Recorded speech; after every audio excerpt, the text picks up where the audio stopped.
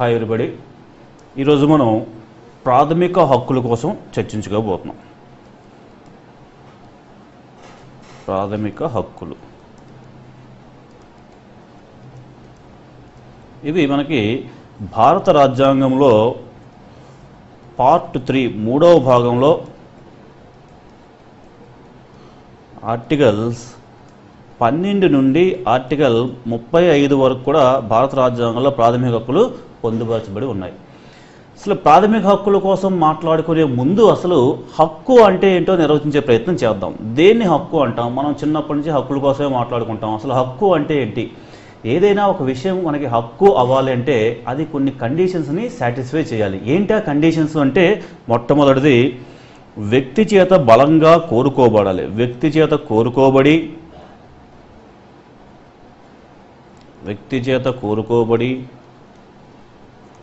Second one ప్రభుత్వం చేత గుర్తించబడి, ప్రభుత్వ గుర్తింపు. థర్డ్ వన్ సమాజం చేత ఆమోదించబడి, సామాజిక ఆమోదం. సమాజం చేత ఆమోదించబడి. ఫోర్త్ వన్ చట్టం ద్వారా అమలు చేయబడాలి. చట్టం ద్వారా అమలు చేయబడితే దాన్ని హక్కు అంటాం. ఏదైనా ఒక విషయం కనుక మనకు హక్కు అవ్వాలంటే ముఖ్యంగా అది ప్రాథమికంగా వ్యక్తి చేత కోరుకోబడి, ప్రభుత్వం చేత గుర్తించబడి, సమాజం చేత ఆమోదించబడి, చట్టం ద్వారా అమలు చేయబడితే దాన్ని మనం హక్కు అంటాం. ఇప్పుడు మళ్ళీ మొదటికి వద్దాం. అసలు ప్రాథమిక హక్కులు, వీటిని ఎందుకు ప్రాథమిక హక్కులు అంటాం? ఇప్పుడు హక్కుని నిర్వచించుకున్నాం. అసలు ప్రాథమిక హక్కులను ఎందుకు అంటాం? వీటిని ఈ పార్ట్కి వస్తే, ఇవి ప్రాథమిక హక్కులు అని ఎందుకు అంటామంటే ముఖ్యంగా మొట్టమొదటి కారణం, ఇవి ఒక దేశం యొక్క ప్రాథమిక చట్టం, basic law or fundamental law, ప్రాథమిక చట్టంలో పొందుపరచబడి ఉన్నాయి. ప్రాథమిక చట్టం అంటే ఏంటి? మళ్ళీ రాజ్యాంగాన్ని మనం ప్రాథమిక చట్టంగా పరిగణిస్తాం. సో రాజ్యాంగంలో పొందుపరచబడి ఉన్నాయి కాబట్టి వీటిని ప్రాథమిక హక్కులు, ఒక దేశం యొక్క ప్రాథమిక చట్టంలో వీటిని పొందుపరిచారు కాబట్టి వీటిని ప్రాథమిక హక్కులు అంటాం. అది మొదటి కారణం. రెండవ కారణం ఏంటంటే, ఇవి కనిష్టంగా ఒక వ్యక్తి అన్ని రంగాల్లోనే సమగ్రంగా అభివృద్ధి చెందాలంటే ఇవి ఖచ్చితంగా ఉండి తీరాల్సిన ప్రాథమికమైనవి కాబట్టి వీటిని ప్రాథమిక హక్కులు అంటాం. అది ఇంకో కారణం. ఇంకో కారణం ఏంటంటే, ఇవి చట్టపరమైన లేదా న్యాయపరమైన రక్షణ కలిగి ఉన్నాయి. న్యాయస్థానాలు వీటికి రక్షణ కల్పిస్తాయి. అంటే ఏంటి? ఏ క్షణమైనా కూడా ఏ వ్యక్తి యొక్క ప్రాథమిక హక్కులకు భంగం కలిగినా కూడా ఆ వ్యక్తి నేరుగా న్యాయస్థానాలని ఆశ్రయించవచ్చు. న్యాయస్థానాలు ఆ వ్యక్తుల యొక్క ప్రాథమిక హక్కుల అమలుకై ప్రత్యేకమైన ఆజ్ఞలను, ఆదేశాలను జారీ చేస్తాయి. అటువంటి ఆదేశాల్లో మనం రిట్స్ అని కూడా అంటాం. ఆ రిట్స్ ఏంటి, ఎన్ని రకాల రిట్స్ అనేవి ముందు ముందు చెప్పుకుంటాం. ప్రస్తుతానికైతే ఇవి ఎందుకు ప్రాథమిక హక్కులు అంటామంటే, వీటికి న్యాయపరమైన రక్షణ కలిగి ఉన్నది కాబట్టి వీటిని ప్రాథమిక హక్కులు అంటాం. అయితే ఈ ప్రాథమిక హక్కులకు సంబంధించి మొట్టమొదటిగా ప్రపంచంలోని బ్రిటిష్ రాజు బ్రిటిష్ ప్రజలకి కొన్ని హక్కులను జారీ చేస్తాడు. ఏంటా వాటిని ఏమంటే మాగ్నా కార్టా లేదా హక్కుల చట్టం.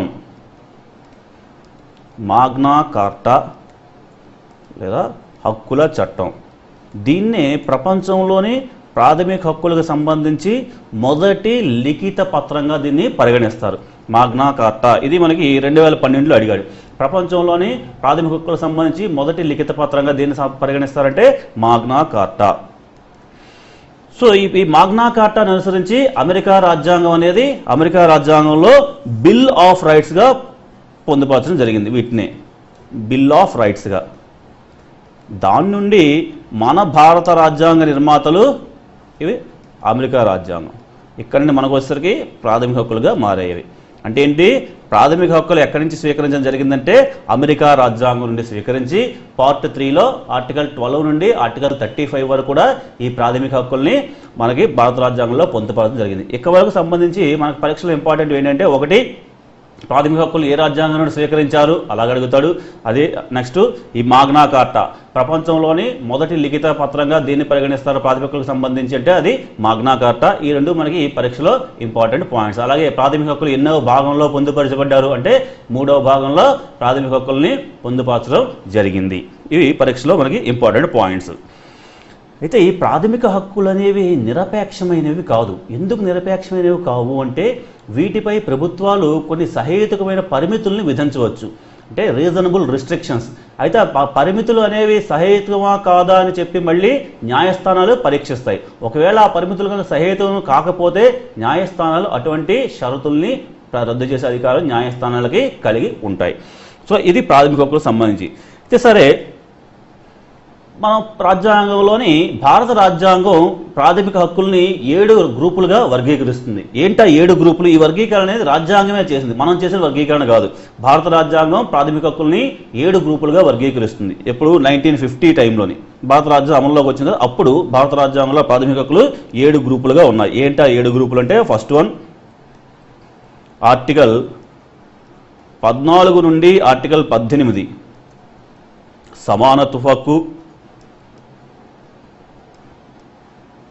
సమానత్వ హక్కు. అలాగే సెకండ్ గ్రూప్ ఆర్టికల్ 19 నుండి 22 స్వేచ్ఛా హక్కు. 23, 24 దోపిడీ లేదా పీడనం.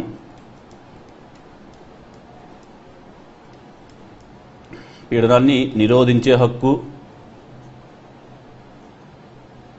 25 నుండి 28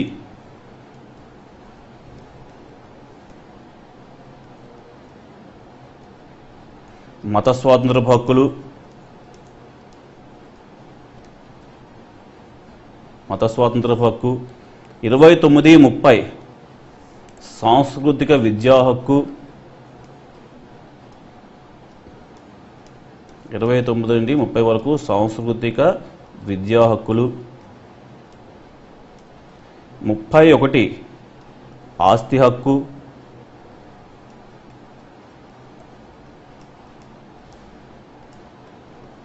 32 రాజ్యాంగ పరిహారపు హక్కు. 32 రాజ్యాంగ పరిహారపు హక్కు.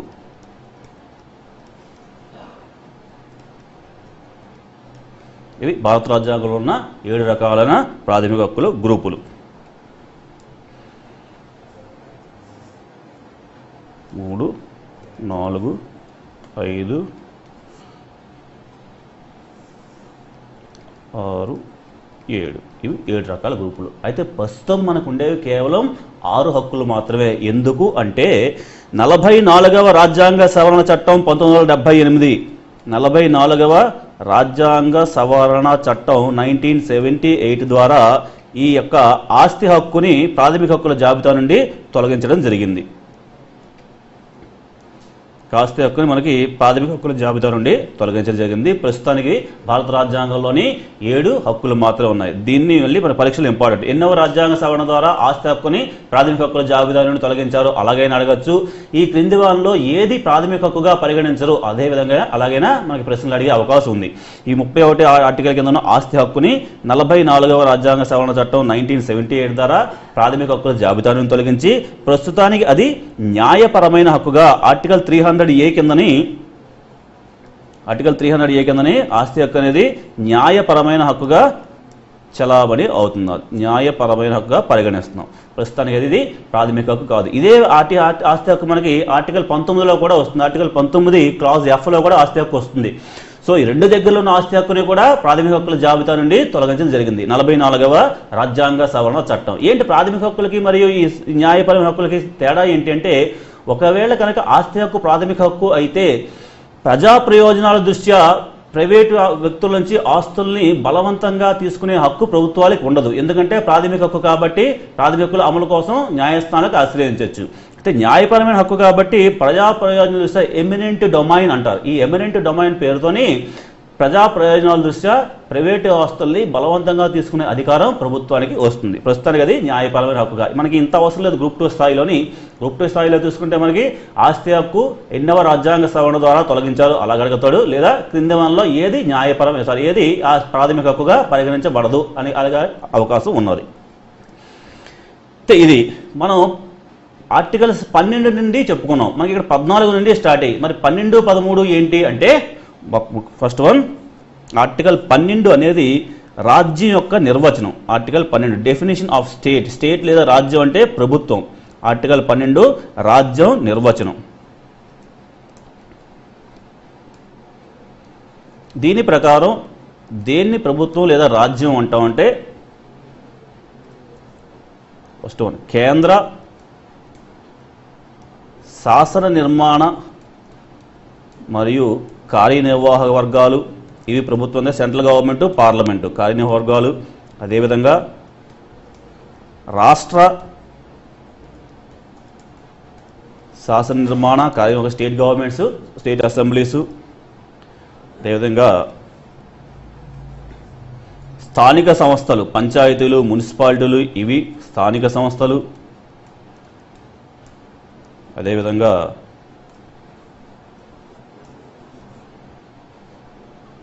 LIC, RBI, SAIL, steel authority of India etcetera ఇలాంటివి కూడా ప్రభుత్వ నిర్వచనంలోకి వస్తాయి. అయితే ఇక్కడ మనకు ముఖ్యమైన ఇంపార్టెంట్ ఏంటంటే పరీక్షలోని క్రింది వానలో ఏది రాజ్యం యొక్క పరిధిలోకి రాదు అని అడుగుతాడు. ఇక్కడ ఏంటి ఉన్నాయి మనకి ప్రభుత్వ అంగాలు, శాసన నిర్మాణ వ్యవస్థ, కార్యనిర్వాహక వ్యవస్థ, న్యాయ వ్యవస్థ. కానీ ఇక్కడ కవర్ అయిన మనకి శాసన నిర్మాణం, కార్యనిర్వాహక వర్గం మాత్రమే. న్యాయ వ్యవస్థ అనేది ఆర్టికల్ 12 ప్రకారం రాజ్యం యొక్క నిర్వచనం పరిధిలోకి రాదు. అది మనం గుర్తుపెట్టుకోవాల్సిన విషయం.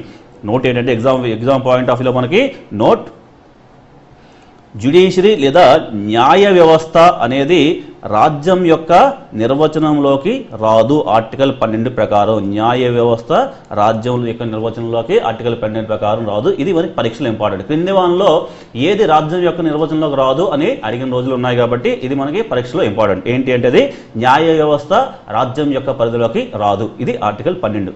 ఆర్టికల్ 12 మనకు చెప్పేది రాజ్యం యొక్క నిర్వచనం. ఆర్టికల్ 12 ప్రకారం రాజ్యం అనగా లేదా ప్రభుత్వం అనగా కేంద్ర శాసన నిర్మాణ కార్యనిర్వాహక వర్గాలు, రాష్ట్ర శాసన నిర్మాణ కార్యనిర్వాహక వర్గాలు, అదేవిధంగా స్థానిక సంస్థలు, అదేవిధంగా ఎల్ఐసి, ఆర్బీఐ, సెయిలు, గేలు ఇలాంటివన్నీ కూడా రాజ్యం యొక్క పరిధిలోకి వస్తాయి. కానీ న్యాయ వ్యవస్థ అనేది ఆర్టికల్ 12 ప్రకారం రాజ్యం యొక్క పరిధిలోకి రాదు. ఇది మనకి పరీక్షలో ఇంపార్టెంట్. ఇప్పుడు ఆర్టికల్ 13 ఏంటి అంటే గ్రహణ సిద్ధాంతం అంట. దీన్ని మనం డాక్ట్రిన్ ఆఫ్ ఎక్లిప్స్. ఏంటి గ్రహణ సిద్ధాంతం, ఏం చెప్తుంది ఆర్టికల్ 13 అంటే రాజ్యాంగం అమలులోకి రాకముందు, అంటే రాజ్యాంగం 1950లో అమలులోకి వచ్చింది. అంటే రాజ్యాంగం పూర్వ రాజ్యాంగ శాసనాలు, ఇంకా మనం పక్కాగా తెలుగులో చెప్పుకోవాలంటే పూర్వ రాజ్యాంగ శాసనాలు అంటే రాజ్యాంగం అమలులోకి రాకముందు చేసిన శాసనాలు ఏవైతే ఉన్నాయో అటువంటి శాసనాలు కనుక ప్రాథమిక హక్కులకి భంగం కలిగించే స్వభావంతో ఉంటే అటువంటి శాసనాలు లేదా అటువంటి చట్టాల యొక్క అమలు నిలిపివేయబడుతుంది. అంటే సైద్ధాంతిక పరంగా చట్టాలు ఉంటాయి కానీ వాటి అమలు మాత్రం నిలిపివేయబడుతుంది. గ్రహణ ఎందుకు పెట్టారు అంటే ఉదాహరణకి మనకి గ్రహణం అప్పుడు సూర్యుడు చంద్రుడు నిజంగా అక్కడే ఉంటారు. వాళ్ళని వెళ్ళి మనం చెప్పుకున్నట్టు భూమి పాము వెళ్ళి వాటిని మింగడం అన్నట్టుగా జరగదు. కానీ థియరిటికల్గా సూర్యుడు చంద్రుడు అక్కడే ఉన్నా కూడా వాటి యొక్క ప్రభావం భూమి మీద పడదు. అదేవిధంగా ఇక్కడ కూడా ఈ ప్రాథమిక హక్కులకు వ్యతిరేకంగా ఉన్న శాసనాలు చట్టాలు ఏవైతే ఉన్నాయో వాటి యొక్క ఉనికి మాత్రం ఉంటుంది కానీ వాటి యొక్క అమలు మాత్రం ఉండదు. వాటి యొక్క ప్రభావం పౌరుల మీద పడదు. అందుకే దీన్ని గ్రహణ సిద్ధాంతం అంటారు. దీని ప్రకారం ఏంటంటే రాజ్యాంగం అమలులోకి రాకముందు శాసనాలు లేదా చట్టాలు అవి కనుక ప్రాథమిక హక్కులకి వ్యతిరేకంగా లేదా ప్రాథమిక హక్కులకు భంగం కలిగించే స్వభావంతో ఉంటే అటువంటి శాసనాల అమలుని నిలిపివేసే అధికారం ఉంది. దాన్ని మనం గ్రహణ సిద్ధాంతం అంటారు. ఒకవేళ ఒక శాసనం మొత్తం ప్రాథమిక హక్కులకు వ్యతిరేకంగా ఉంటే మొత్తం శాసనాన్ని అమలు చేయడం ఆపేస్తారు. లేదా ఆ శాసనంలో కొంత భాగం మాత్రమే ప్రాథమిక హక్కులకు వ్యతిరేకంగా ఉంది అంటే ఆ కొంత భాగాన్ని నిలిపివేసి మిగతా శాసనం అంతా అమలు అవుతుంది. ఇది గ్రహణ సిద్ధాంతం అంటే. ఇప్పుడు మనకి ఆర్టికల్ 14 నుండి తీసుకుంటే ప్రాథమిక హక్కులు స్టార్ట్ అయ్యేది ఆర్టికల్ 14 నుండి ఆర్టికల్ 18 వరకు. ఆర్టికల్ 14 నుండి ఆర్టికల్ 18 ఏంటి? సమానత్వపు హక్కు.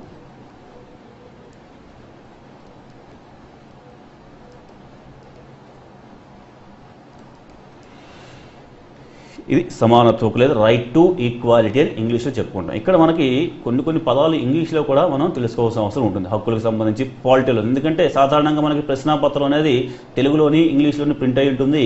ఏదైనా కారణాల వల్ల ప్రశ్న తెలుగులో తప్పుగా ప్రింట్ అయ్యి ఇంగ్లీష్లో కరెక్ట్గా ప్రింట్ అయితే అటువంటి సందర్భంలో ఇంగ్లీష్ దాన్ని పరిగణలోకి తీసుకుని తెలుగులో తప్పుగా ప్రింట్ అయింది కదా అని చెప్పి మార్కులు ఇవ్వడం జరగదు. కాబట్టి కొన్ని ముఖ్యమైన పదాలు ఇంగ్లీష్లో కూడా తెలుసుకోవడం అవసరం.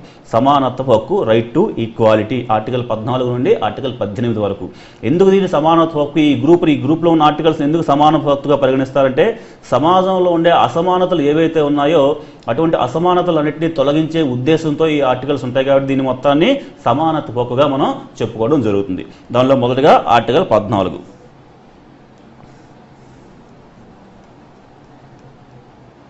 ఆర్టికల్ 14లోని 2 ఏంటంటే 14A1 14B1. 14A అంటే చట్టం ముందు అందరూ సమానమే, ఈక్వాలిటీ బిఫోర్ లా. చట్టం ముందు అందరూ సమానమే.